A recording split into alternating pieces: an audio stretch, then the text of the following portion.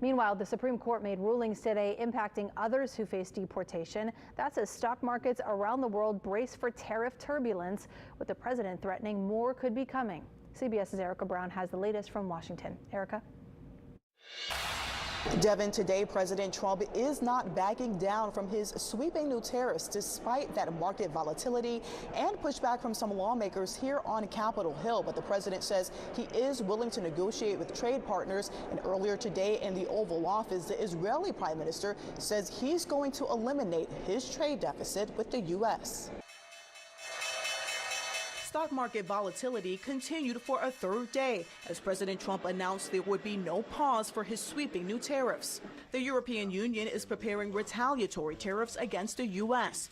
And China's previously announced 34% retaliatory tax on U.S. goods prompted more threats from Trump Monday. If that tariff isn't removed by tomorrow at 12 o'clock, we're putting a 50% tariff on above the tariffs that we put on. The president says more than 50 countries are looking to make a deal on tariffs. Monday, Israeli Prime Minister Benjamin Netanyahu was in the Oval Office vowing to buy more American goods. We will eliminate the trade deficit with the United States.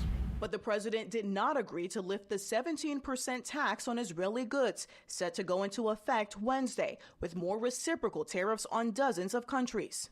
As concerns about the tariff impact grows, a group of bipartisan lawmakers are pushing for a bill that would require congressional approval for new tariffs. But the White House is threatening to veto any effort to limit the president's tariff power.